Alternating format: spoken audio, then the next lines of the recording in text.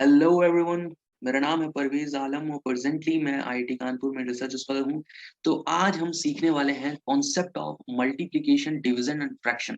देखो, last video में जितने भी लास्ट वीडियोस मैंने बनाए हैं इस सीरीज में, उसमें मल्टीप्लिकेशन डिवीजन और फ्रैक्शन का यूज हमने भरपूर किया है और इसके बारे में भी जान लिया है कि मल्टीप्लिकेशन डिवीजन और फ्रैक्शन है क्या। ठीक है, तो मैथमेटिक्स में हम जानते हैं कि दो डिजिट का मल्टीप्लाई करना मल्टीप्लिकेशन हो गया, डिवाइड करना डिवीजन हो गया, और फ्रैक्शन दो डिजिट का डिवाइड फॉर्म में होना फ्रैक्शन कहलाता है। ठीक है, मगर इनका रियल लाइफ में भी ना बहुत बड़ा रोल है। मतलब हम अपनी जिंदगी में भी इनका इस्तेमाल करते हैं। ठीक है, तो जिनको इनका यूज नहीं पता है हमारी जिंदगी में कैसे करते हैं, ठीक है, तो वो मैं इस वीडियो में बताने जा रहा हूँ और ये सीखना बहुत जरूरी है। ठीक है, क्योंकि जैसे हम राशन की शॉप पे जा रहे हैं, ठीक है, तो मतलब हर जगह इनका बेसिकली इस्तेमाल होता है। ठीक है, तो चलो सीखते हैं कैसे हम इसका यूज करते हैं। ठीक है, हम अपनी डेली लाइफ में, तो चलो स्टार्ट करते हैं। तो सबसे पहले मैं बताऊंगा कॉन्सेप्ट ऑफ मल्टीप्लिकेशन के बारे में। ठीक है, अब देखो, जैसे कि हम दो डिजिट का मल्टीप्लाई करते हैं, जैसे कि मैं यहाँ लिख दे रहा हूँ 3 into 2। इसका मतलब क्या होता है पता है? इसका मतलब होता है कि 3 को 2 बार जोड़ना है।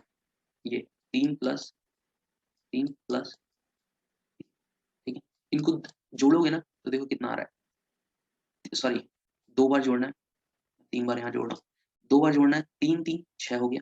अब उसी चीज को तुम गुणा करते हो ना, 3 into 2 कितना आएगा? 6 आएगा। ठीक है, तो दोनों चीजें सेम है, सिर्फ ये बता रहा है कि 3 को 2 बार जोड़ना है। तुम ऐसा भी बोल सकते हो 2 को 3 बार जोड़ना है। ठीक है, तो ये तो हो गई सिंपल चीजें। ठीक है, मगर इसका प्रैक्टिकल कॉन्सेप्ट समझ में आ गया होगा कि मैं क्या कहना चाह रहा हूँ। ठीक है, अब देखो यहाँ पे मैंने एक एग्जाम्पल ले रखा है, ये बहुत बेहतरीन एग्जाम्पल है। बस समझते रहना और ऐसा समझना जैसे कि ये तुम्हारा, ये देखो मैंने यहाँ रूम लिख रखा है, ये तुम्हारा घर है। तुम्हारे घर में 3 चेयर है। ठीक है, यहाँ मैंने बॉल लिखा हुआ है, तुम 3 चेयर लेके चलो। ठीक है, 3 चेयर है। तुम्हारे बगल में भी एक तुम्हारा पड़ोसी है, उसके घर में भी 3 चेयर है। और तुम सराउंडेड है, जैसे 4 घरों से तुम सराउंडेड हो और चारों घर में 3 3 चेयर है। ठीक है, तो अगर मैं पूछूं तुमसे कि टोटल कितने चेयर है, तुम जोड़ोगे इसे, 3, बगल वाले के घर में 3, उसके बगल वाले घर में 3, उसके बगल वाले घर में 3, टोटल कितने चेयर है? 12। ठीक है, टोटल कितना आ रहा है? 12। इसे कहते हैं जोड़ना।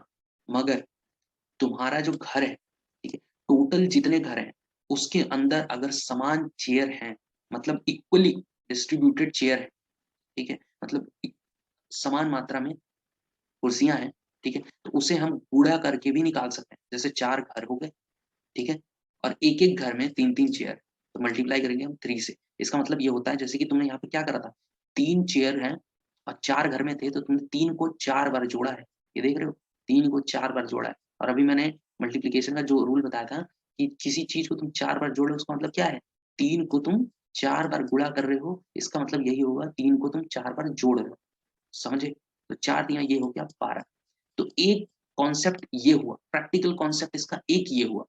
ठीक है, अगर कोई तुमसे इस तरह क्वेश्चन पूछता है, मैं फिर से मिटा के फिर से एक बार बता रहा हूँ, जैसे कि कोई तुमसे इस तरह, आंख बंद करो और मेरे से क्वेश्चन को समझो।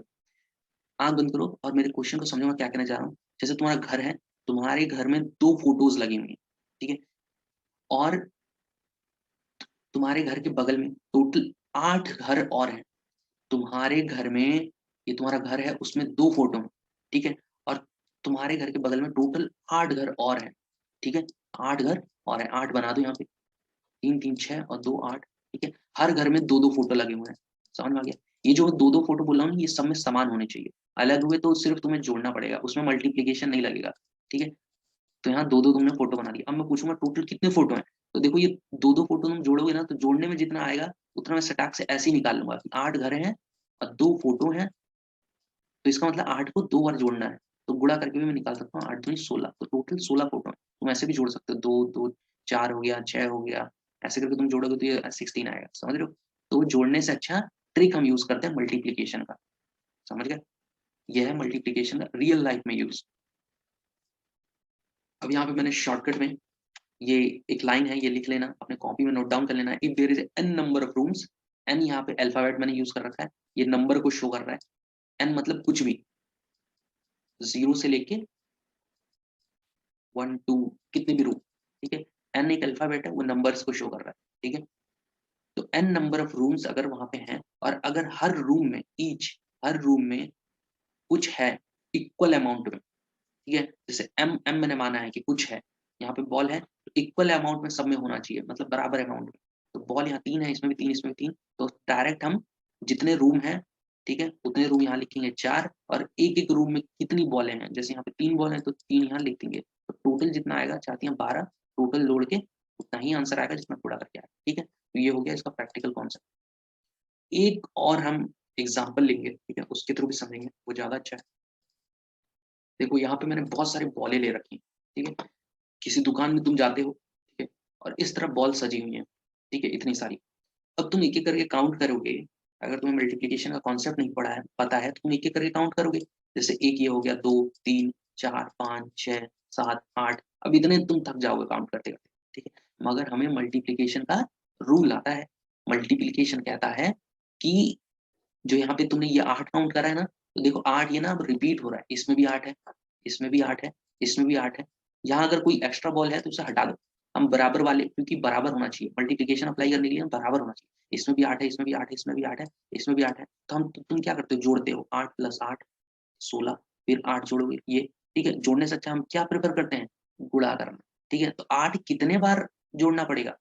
मल्टीप्लिकेशन रूल था ना कि 3 गुणा 2 है, तो 3 को 2 बार जोड़ना पड़ेगा। तो यहाँ पे 8 को कितने बार जोड़ना पड़ेगा? तो इसे हम ऐसे करके काउंट करते हैं, 1, 2, 3, 4, 5, 6, 7, 8, 9, 10, 11, 12, 13, 14, 15, 16। तो ये 16 लाइनें हैं टोटल, ऐसे-ऐसे करके ना 16 लाइनें। तो हम लिखेंगे 8 को, ये जो 8 वाले हैं, 1, 2, 3, 4, 5, 6, 7, 8, 8 को 16 बार अगर हम गुणा करेंगे, ठीक है? तो जितना आएगा उतनी ये बॉलें हैं। अब तुम बॉल जोड़ लो और मैं इसका आंसर बताता हूँ। ये टोटल मल्टीप्लाई करने पे आएगा 128, ठीक है? तुम इनको जोड़कर देखो और देखो ये शॉर्टकट गुणा करके देखो कितना आ रहा है, 128, ठीक है? तो ये है प्रैक्टिकल इसका यूज़। नहीं समझ में आया तो इसे फिर से देखो और समझो। यहाँ पे इंग्लिश में लिख दिया है, if there is an number of items repeating m times, then total quantity कितनी होगी? टोटल क्वांटिटी मतलब ये टोटल कितने हैं, कितनी बॉल्स हैं, ठीक है? तो ये होता है प्रैक्टिकल यूज़ मल्टीप्लिकेशन का। समझ में आया? नहीं समझ में आया तो वीडियो को ना रिपीट करके फिर से देखो। जब तक समझ में ना आए तब तक देखो तुम, ठीक है? अब है डिवीज़न का कॉन्सेप्ट, डिवाइड का, ठीक है? डिवाइड एंड रूल ये सब सुना होगा, ठीक है? ये डिवाइड क्या है? बाँटना, हिंदी में बाँटना जो बोलते हैं, ठीक है? अब ध्यान से सुनो, जैसे कि तुम्हारे पिताजी हैं, ये पिताजी हैं, ये माताजी हैं, ठीक है? पिताजी ने क्या करा, इतने सारे अंगूर लेके आए, ठीक है? अंगूर एज़ एग्ज़ाम्पल समझो, कितने हैं टोटल तुम जोड़ सकते हो नहीं? जोड़ने से अच्छा तुम क्या करो, गुणा करने वाला अभी पीछे बताया वैसे निकाल सकते हो। 1, 2, 3, 4, इधर साइड कितने? 1, 2, 3, 4, 5, तो इन 5 को इन 4 से गुणा करो, आंसर आएगा 20। तो टोटल अंगूर यहाँ पे कितने हैं? 20, ठीक है? जोड़ने से अच्छा मैंने गुणा कर लिया। तो 20 है टोटल यहाँ अंगूर। अब तुम्हारे माताजी को बाँटना है उनके 4 बच्चों के बीच में। समझ में आया? उनके 4 बच्चे हैं, 1, 2, 3, 4, सब आपस में लड़ाई ना करें इसलिए इस 20 को बराबर-बराबर भागों में उनको बाँटना है, ठीक है? अब इनको मैथ आती है, इनको डिवाइड करने का रियल लाइफ में कैसे इसे लगाते हैं, इसका कॉन्सेप्ट क्या है, ये उन्हें पता है। उनने क्या करा, ये जो 20 अंगूर हैं, इसे देखो डिवाइड करना क्या होता है, डिवीज़न का रियल लाइफ में कैसे यूज़ है। 20 जो अंगूर हैं, 4 बच्चों में बाँटना है, तो इसे 4 बच्चों में बाँट दिया। ये डिवाइड जो है ना, यही है बाँटना, कितने में? 4 में। अब 4 से तुम इसे भागा दोगे कितना आएगा? 5, 4 पंजे 20, ठीक है? 4 पंजे 20। तो ये 5 अंगूर, देखो 5 इसको दिए, माताजी ने 5 इसको दिए, 5 इसको दिए, 5 इसको दिए, 5 इसको दिए। देखो बराबर हैं, अब सबको जोड़ोगे तो कितना आएगा? सारे अंगूर कितने हुए जोड़कर? 20। अब समझ में आया कि डिवाइड करना क्या होता है? उसे इक्वल मात्रा में बाँटना होता है। समझ में आ गया? तुम अपने तरफ से कोई एक एग्ज़ाम्पल लो और इस तरह करके देखो कि बाँटना क्या होता है। समझ रहे हो? तो ये एक एग्ज़ाम्पल हो गया डिवाइड का, ठीक है? अब हम अब हम एक नया कॉन्सेप्ट सीखते हैं फ्रैक्शन का, ठीक है? अब फ्रैक्शन क्या है? फ्रैक्शन के बारे में मैंने बताया था, कोई भी 2 डिजिट जैसे कि 1/2 ऐसे लिखी हुई है, ठीक है? डिवाइड के फॉर्म में, 2 डिजिट डिवाइड के फॉर्म में हो तो उसे हम फ्रैक्शन बोलते हैं। इसे हम फ्रैक्शन बार बोलते हैं। ये ऊपर वाला न्यूमरेटर, जो ऊपर डिजिट होता है उसे न्यूमरेटर बोलते हैं और जो नीचे होता है उसे डिनोमिनेटर बोलते हैं। तो ये तो हो गया फ्रैक्शन। इसका कॉन्सेप्ट क्या है प्रैक्टिकली, ठीक है। अब इसका हम कॉन्सेप्ट देखते हैं, बहुत अच्छा कॉन्सेप्ट है इसका। इसका कॉन्सेप्ट ये है कि ये देखो कोई रॉड दी हुई, ठीक है, कोई रॉड लकड़ी जो भी है, ठीक है, कोई रॉड दी हुई है। अब ये रॉड, इस रॉड को मैंने क्या करा ना, 8 भाग बराबर बराबर भागों में बांट लिया। अब बांटने वाला कॉन्सेप्ट तुम जानते हो, जैसे 8 भागों में बांटना है, ये पूरा जितना है उसे 8 से तुम डिवाइड कर दो। जैसे इसकी लेंथ अगर तुम्हें पता हो, ठीक है, ये तो डिवाइड वाला कॉन्सेप्ट में बता रहा हूँ, ठीक है। जैसे तुम्हें इसका कॉन्सेप्ट पता है, ये 10 सेंटीमीटर का है, वो स्केल में आता है ना 10 सेंटीमीटर। अब 10 को ना 10 भागों में बांटोगे, बांटने 10 भागों में बांटना है तो 10 से तुम डिवाइड करोगे, कितना आएगा, 1 सेंटीमीटर आएगा। तो एक एक सेंटीमीटर के भाग में तुम ऐसे करके बांट सकते हो। उसी तरह ये जितनी लंबाई है, मैंने इसे 8 बराबर बराबर भागों में बांट दिया है, डिवाइड करके, ठीक है। तो 8 बराबर बराबर भागों में यहाँ बांट दिया। अब फ्रैक्शन का कॉन्सेप्ट क्या है वो समझो। ये तो डिवाइड, जो भी डिवाइड कर लिया है, फ्रैक्शन समझो। ये बराबर बराबर भागों में बांट दिया। फ्रैक्शन कहता है ये, ध्यान से सुनना, ये कितनवा हिस्सा है इस रॉड का। तो इसे मैथमेटिक्स टर्म्स में हम लिखते हैं कि ये तो रॉड जो थी ये इतनी लंबी थी, ये इसका कौन सा हिस्सा है, ठीक है। तो मैथ में इसे हम लिखते हैं 8 पार्ट में हमने डिवाइड किया है और ये इसका एक हिस्सा है। समझ में आ गया। अगर हम ये टोटल ऐसे करके लेते, ये दोनों जोड़कर इस पूरे रॉड के कितने हिस्से हैं, ठीक है, तो हम पूरा कितने पार्ट में डिवाइड किए थे, 8, उसे नीचे लिखो, ठीक है। तो ये दोनों 2 हिस्से हैं, ये एक हिस्सा था, ये दोनों 2 हिस्से हैं। एक और तरीका है कमाल का, ये तो 1/8वां हिस्सा है, ठीक है, ये भी 1/8वां हिस्सा कहलाएगा, ठीक है, ये भी 1/8वां हिस्सा कहलाएगा। इसे समझने के लिए ना, देखो जैसे कि मैं यहाँ ले लूँ, एक सेब ले लिया मैंने, ठीक है, ध्यान से समझना। ये सेब को तुम आधा ऐसे काट देते हो ना, आधा ये जो तुम काटते हो, जैसे कि तुमने अपने भाई के लिए, जैसे तुम्हारा भाई है, ठीक है, एक ही सेब है, दोनों को बांटना है, तो तुम क्या कैसे बोलते हो, रियल लाइफ में तुम बोलते हो कि आधा मैंने काटा, आधा अपने भाई को दिया, आधा मैंने खुद लिया। ये आधे को ना मैथमेटिक्स के टर्म में 1/2 बोलते हैं। समझ में आ गया, 1/2 बोलते हैं। और बोलते क्यों है, क्योंकि ये एक सेब है, ये जब 2 पार्ट में तुमने काटा तो ये एक हिस्सा ये है, एक हिस्सा ये है।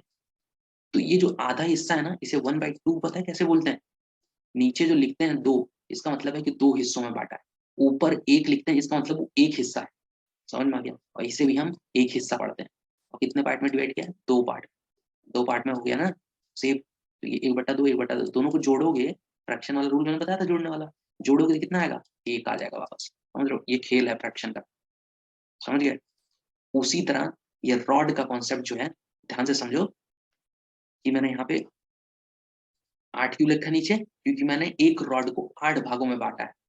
और ये जैसे ये है, ये कितना हिस्सा है, एक हिस्सा है। समझ में आया। और अगर मैं ये 2 ले लेता तो मैं बोलता 2 हिस्सा है, 8 पार्ट में जो डिवाइड। समझ में आया। ये है खेल फ्रैक्शन का, रियल लाइफ। ये किसी को मैथ के टर्म्स में कैसे पढ़ते हैं, जैसे कि ये तरबूजा खरबूजा जो भी तुम समझ लो, इसे तुमने 3 हिस्सों में से बांटा, ठीक है, 3 हिस्सों में बांटा, ठीक है। तो नीचे तो तुम्हारा 3 आएगा हमेशा, ऊपर क्या आएगा, ऊपर आएगा ये कौन सा हिस्सा हुआ, ये एक हिस्सा हुआ, ये कौन सा हुआ, एक हिस्सा हुआ, ये एक हिस्सा हुआ। मगर ये दोनों एक साथ ले लोगे, ये एक साथ लोगे तो 2 हिस्सा हो लोगे, 2/3। तीसरे वाले को भी ले लोगे, ठीक है, ये तीनों टोटल कितने हिस्से हुए, तो ऊपर तुम 3 लिखोगे, 3 से 3 कट गया, वापस आ गया 1, तो पूरा खरबूज 1 बन गया। समझ में आया। ये फ्रैक्शन का कॉन्सेप्ट है, समझ गए। ये रियल लाइफ में मैथमेटिकली में कैसे लिखो, मैथमेटिकल टर्म्स में कैसे इसे रिप्रेजेंट करो, समझ गए। नहीं समझे तो वीडियो वापस देखो, इसका रियल लाइफ में बहुत यूज है, ठीक है। देखो एक एग्जांपल मैंने सेब वाला ले रखा है, अभी मैंने पीछे समझा भी दिया। अब जैसे तुम्हारे माता जी ने इसे, उनके 4 बेटे हैं ना, 4 पार्ट में इसको तोड़ दिया, ठीक है, और 4 पार्ट में एक हिस्सा इसे दिया, एक हिस्सा इसे, एक हिस्से, एक हिस्से। तो मैथमेटिक्स टर्म में क्या बोलते हैं हम, मैथमेटिक्स बोलेंगे ये वो 1/4 हिस्सा हुआ। हिंदी में क्या बोलते हैं, 1/4, और इंग्लिश में क्या बोलेंगे, 1/4, 1/4, ठीक है। इसे इंग्लिश में 1/4 बोलते हैं। 4 का मतलब 4 पार्ट में तोड़ा, ठीक है, 1 2 3 4। और एक क्या है, वो एक हिस्सा है इन चारों का, एक हिस्सा। ये भी 1/4 लिखेंगे इसे, इसे भी लिखेंगे 1/4, इसे भी लिखेंगे 1/4। अब तुम अपने दिमाग लगाओ, ये सारे हिस्से को जोड़ोगे तो वापस ये बन जाएगा एक, एक से बन जाएगा। तुम ये 1/4 ये सब जोड़ोगे ना 4 बार, 1/4 ये देखो 1/4 प्लस 1/4, ठीक है। इसी तरह ये सब जोड़ोगे प्लस 1/4, चारों हिस्सों को तुमने जोड़ लिया प्लस 1/4। अब मैंने जोड़ने का रूल बताया था कि अगर उसका डिनोमिनेटर सेम है तो उसे एक बना लेते हैं और जितने ऊपर बचे उन सबको जोड़ देते हैं, 1 2 3 4, वापस 4 आ गया, कट के कितना 1, एक सेप बन गया पूरा का पूरा। समझ रहे हो, ये है concept in real life of fraction. तो आशा करता हूँ समझ में आया होगा, ठीक है। ऐसे ही प्रैक्टिकल के कॉन्सेप्ट जितने भी हैं मैं बताते चलूंगा साथ साथ में, ठीक है। तो इस वीडियो में बस इतना ही है। Thank you for watching this video and please like this video and share with your friends जिनका मैथ वीक है, प्लीज कमेंट करें, प्लीज चैनल को सब्सक्राइब करें। Thank you very much.